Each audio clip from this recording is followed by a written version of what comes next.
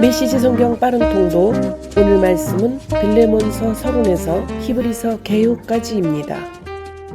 빌레몬서는 한 장으로 주의 사랑으로 용서하라. 주후 60년에서 61년경에 사도 바울이 로마에서 골로새 교회에 빌레몬에게 보낸 편지입니다.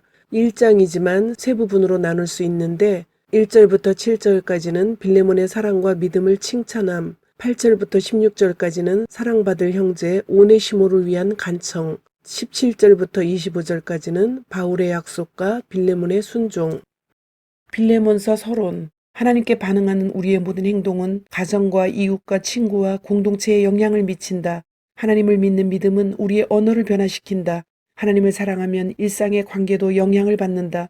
하나님께 소망을 두면 우리의 일에도 소망이 찾아든다. 하지만 이것과 상반되는 가치들, 이를테면 불신과 냉담, 절망도 마찬가지로 우리 삶에 영향을 미친다. 이러한 움직임과 반응, 믿음과 기도, 태도와 추구 가운데 그 어느 것도 영혼에만 머무르는 것은 하나도 없다.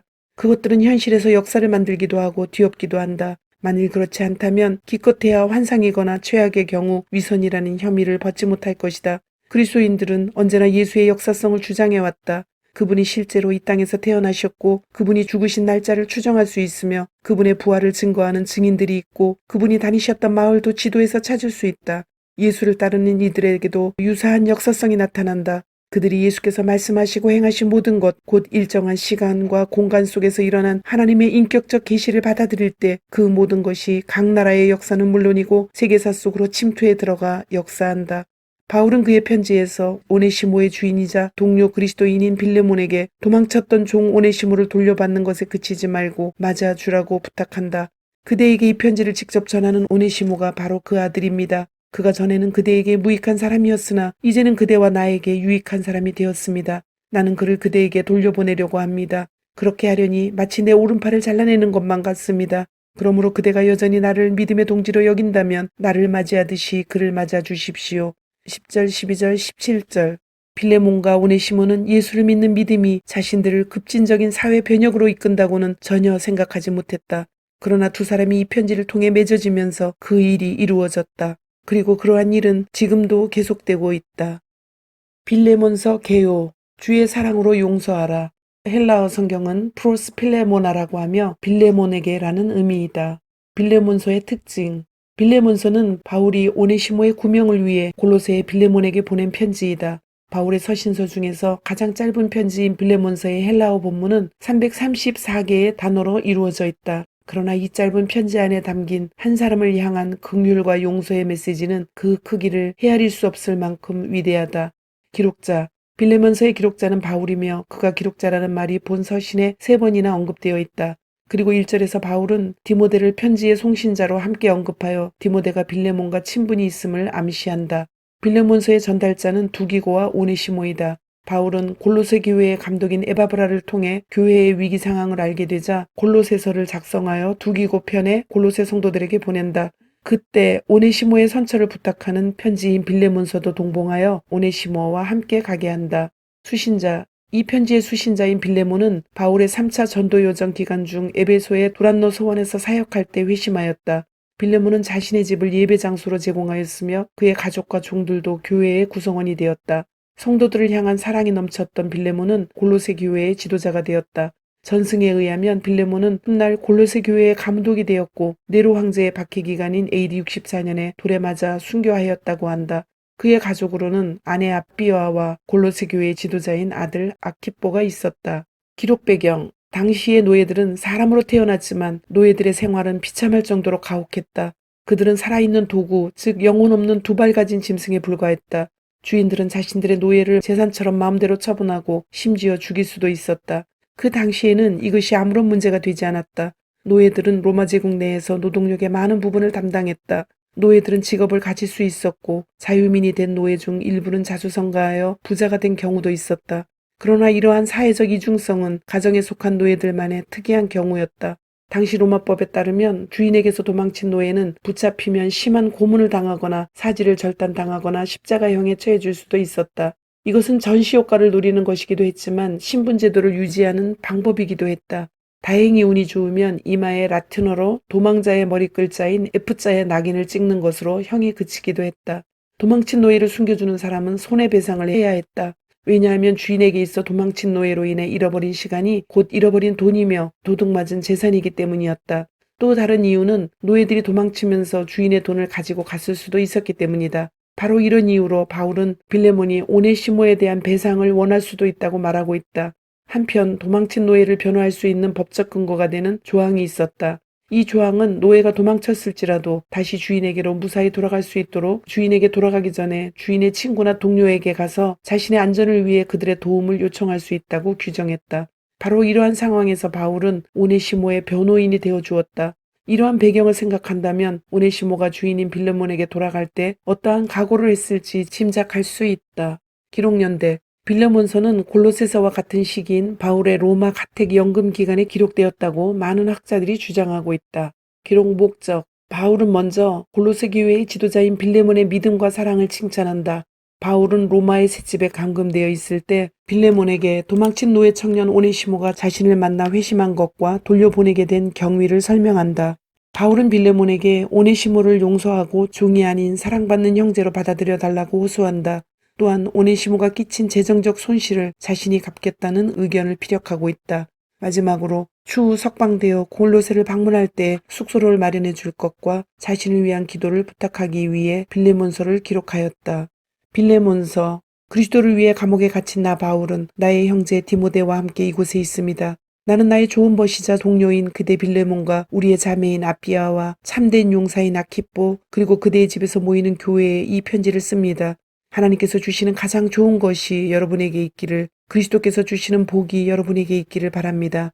나는 기도할 때마다 그대의 이름을 떠올리며 오 하나님 감사합니다 하고 고백합니다. 주 예수를 향한 그대의 사랑과 믿음이 다른 믿는 이들에게까지 넘쳐 흐르고 있다는 소식이 계속해서 들려옵니다. 나는 우리가 함께 붙든 이 믿음이 우리가 행하는 모든 선한 일 속에서 끊임없이 드러나기를 기도합니다. 그리하여 사람들이 그 가운데 계신 그리스도를 알아보기를 계속해서 기도합니다. 친구여, 그대의 사랑으로 인해 내가 얼마나 행복한지 그대는 모를 것입니다. 믿는 동료들을 환대하는 그대의 모습을 볼 때면 나의 기쁨은 2배가 된답니다. 종이 친구가 되었습니다. 그런 그대에게 나는 한 가지 부탁을 하려고 합니다. 그리스도의 대사이며 그분을 위해 감옥에 갇힌 나는 필요하다면 주저없이 명령할 수도 있지만 그보다는 그대에게 개인적인 부탁을 하려고 합니다. 이곳 감옥에 있으면서 나는 아들을 하나 얻었습니다. 그대에게 이 편지를 직접 전하는 오네시모가 바로 그 아들입니다. 그가 전에는 그대에게 무익한 사람이었으나 이제는 그대와 나에게 유익한 사람이 되었습니다. 나는 그를 그대에게 돌려보내려고 합니다. 그렇게 하려니 마치 내 오른팔을 잘라내는 것만 같습니다. 복음의 메시지를 위해 감옥에 갇혀 있는 동안 나는 최악의 경우 그를 이곳에 남게 하여 그대를 대신해서 나를 돕게 하고 싶었습니다. 그러나 나는 그대에게 비밀로 한 채 아무것도 하고 싶지 않았고 아무리 선한 일이라도 그대가 기꺼이 승낙하지 않으면 그대에게 억지로 시키고 싶지 않았습니다. 그대가 잠시 그를 잃어버린 것은 참 잘된 일이었던 것 같습니다. 이제 그를 영원히 돌려받게 되었으니 말입니다. 게다가 이제 그는 종이 아니라 참된 그리스도인 형제입니다. 그가 내게 참된 그리스도인 형제였으니 그대에게는 더욱더 그러야 할 것입니다. 그러므로 그대가 여전히 나를 믿음의 동지로 여긴다면 나를 맞이하듯이 그를 맞아 주십시오. 그가 그대에게 손해를 입혔거나 빚을 진 것이 있거든 내 앞으로 달아두십시오. 나 바울이 이렇게 친필로 서명합니다. 내가 그것을 갚겠습니다. 그대가 내게 생명을 비치고 있음을 굳이 일깨우지 않아도 되겠지요.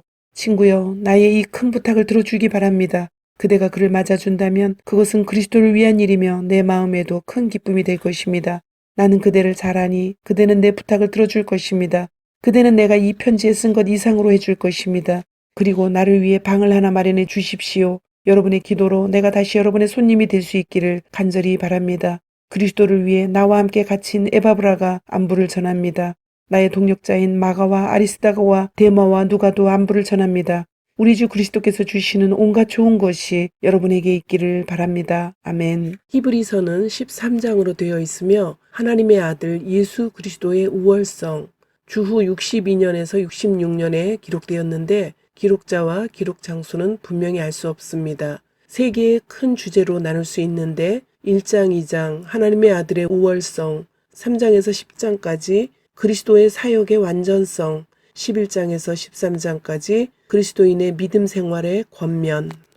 히브리서 서론. 이상한 말 같지만 지나친 종교 행위는 좋지 않다. 하나님, 믿음과 순종, 사랑과 예배는 아무리 많이 찾고 추구해도 지나치지 않다. 그러나 우리가 하나님을 이롭게 해드리려는 마음으로 행하는 노력들, 이른바 종교 행위들은 아무리 선의에서 나온 것이라고 해도 하나님께서 우리를 위해 행하시는 일을 가로막을 수 있다. 언제 어디서나 핵심은 하나님께서 이미 행하신 일, 그분이 지금 행하시고 계신 일, 그리고 장차 그분이 행하실 일이다. 예수께서는 하나님의 그 일을 드러내신 분이시다.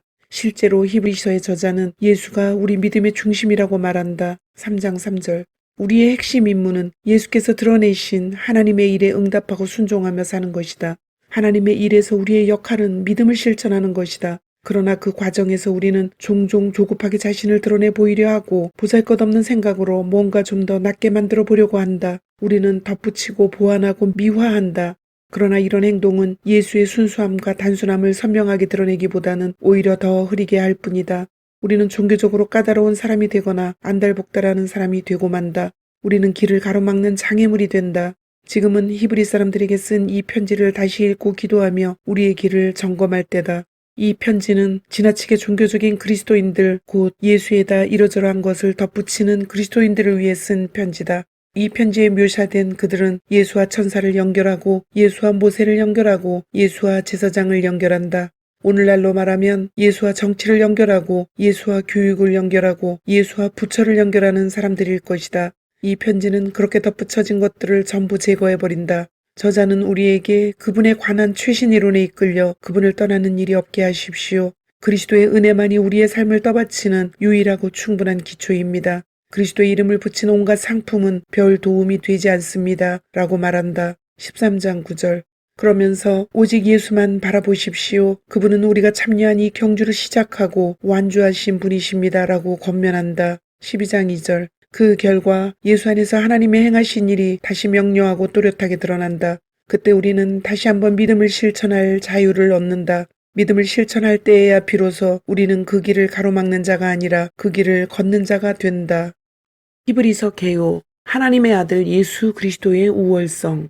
현존하는 헬라어 성경 사본에서 가장 오래된 명칭을 찾는다면 프로스 헤브라이우스로서 히브리인들에게라는 의미이다. 기록자. 히브리서의 기록자는 많은 주장들이 있었음에도 불구하고 아직까지 정확히 알려진 바가 없다. 히브리서가 초대 교부인 로마의 클레멘트와 폴리캅과 헤르마스에 의해 주로 인용되었으므로 기록자는 초대 교회의 그리스도인이었을 것이라고 추정한다. 알렉산드리아의 클레멘트는 히브리서의 기록자는 사도 바울이고 누가가 헬라어로 번역했다고 주장했고 오리게는 히브리서의 사상은 사도 바울의 것이지만 문체와 구성은 사도 바울의 가르침을 기억하고 있었던 누군가가 쓴 것이라고 결론지었다. 기록자가 누구인지 밝힐 만한 확실한 증거는 없지만 어휘나 문체를 볼 때 헬라어와 성경에 뛰어난 사람으로서 제2세대의 그리스도인이었고 디모데를 알고 있으며 수신자들이 알고 있는 헬라파 유대의 그리스도인이다. 수신자, 히브리인들에게라는 명칭은 원래부터 붙여졌던 것이 아니라 상황에 따라 붙여진 것이다. 학자들은 내용을 통해 제목이 붙여졌을 것으로 추정하고 있다. 본 서신의 이름에서 볼 수 있듯이 수신자는 복음을 받아들인 후 미혹되어 옛날 상태, 즉 유대교로 돌아갈 위기에 처한 유대 그리스도인들로 보인다. 당시 유대 그리스도인들은 예루살렘 및 유대 지역에 남아있던 자들과 로마 제국 안에 흩어져 있던 자들이 있었다. 히브리서는 이들 가운데 박해로 인하여 유대교로 돌아가는 문제가 직접적인 원인이 되어 기록되어졌다. 이때 유대교는 회당 중심의 말씀 종교가 아닌 예루살렘 성전에서 행해지던 제사 종교로 돌아가려는 운동이었다. 그렇기 때문에 로마 제국 안에 존재하는 많은 유대 그리스도인들 가운데 특별히 예루살렘 성전과 인접한 유대와 사마리아, 갈릴리 지역에 흩어져 있던 유대교인들이 1차적인 수신자였을 것이라고 보인다. 기록 배경. 히브리서가 기록된 1세기 중반은 그리스도인들, 특히 유대교에서 개종한 그리스도인들이 동족인 유대인들로부터 박해를 받아서 배교의 위험에 처해 있던 시기였다. 특히 주후 66년에서 73년까지 7년 유대 전쟁이 시작되려는 시기에 민족의식이 고취되고 있었고 로마에 대한 여러 가지 반감들이 자라나기 시작했다. 이러한 상황에서 정치적이고 종교적인 이유로 봉기의 분위기가 형성되고 있었다. 또한 이러한 상황 가운데 민족적인 동질의식에서 자신들의 옛 종교로 돌아가는 이들이 있었고 또한 유대교로부터 박해를 받는 과정에서 다시 유대교로 돌아가는 변절자들이 생겨났다. 박해를 피해 안정을 찾으면서 동시에 민족적 봉기에 동참하려는 이유들이 이들을 자연스럽게 배교의 길로 이끌고 있었다. 이때 실제로 많은 그리스도인들이 유대교로 돌아갔다. 기록연대. 주후 70년 예루살렘의 멸망과 함께 구약의 제사 제도가 끊어진다. 히브리서에는 제사 중단에 대한 언급이 없으므로 주후 70년 이전에 기록된 것으로 본다. 또한 이때는 디모데가 살아 있었다. 핍박이 점차 심해지고 있었고 오랜 유대교의 체제가 사라지려 하고 있었다. 특별히 유대 전쟁 이전에 행해진 유대 율법주의자들의 박해와 독립을 향한 민족주의의 확장이 배교의 직접적인 원인이 된 것으로 여겨진다. 이러한 분위기로 히브리서는 유대 7년 전쟁 이전에 기록된 것으로 여겨진다. 또한 예루살렘 교회의 지도자였던 야고보가 제사장 아나누스에 의하여 순교하였을 때 예루살렘 시민들이 반감을 갖게 되었고 이때 그들이 아나누스를 제사장직에서 물러나게 한 것으로 보아 장로 야고보가 순교당하는 주후 62년 이전보다는 이후의 기독교에 대한 박해가 심해졌던 것으로 여겨진다. 그러므로 히브리서는 주후 62년에서 66년 사이에 기록된 것으로 보인다. 기록 목적 유대교에서 개종한 이들이 다시 유대교로 돌아가는 상황에서 이를 경계하고 경고하는 것이 중요한 목적이다. 수신지의 교인들이 유대교로 되돌아가려는 상황에서 그리스도의 우월하심을 말하며 유대교로 돌아가려는 모든 유혹을 제거하기 위해 기록되어진 서신이다. 또한 동족인 유대인들의 민족의식이 고취되는 시기에 그리스도교를 박해하고 있는 상황에서 박해를 이겨내는 신앙을 갖게 하기 위해서 이 서신을 써보낸다. 안정적인 삶에 치중하기 이전에 그 삶보다 더 중요한 믿음을 지킬 것을 강조하고 있다. 이를 통해 다시 유대교로 돌아가는 이들을 경계하고 믿음을 지킬 것을 권면. 주님, 오늘도 말씀을 주심을 감사드립니다. 주신 말씀대로 오늘 하루도 주님의 모습을 닮아가며 말씀대로 순종하며 살도록 은혜와 용기를 주옵소서. 예수님의 이름으로 기도드립니다. 아멘.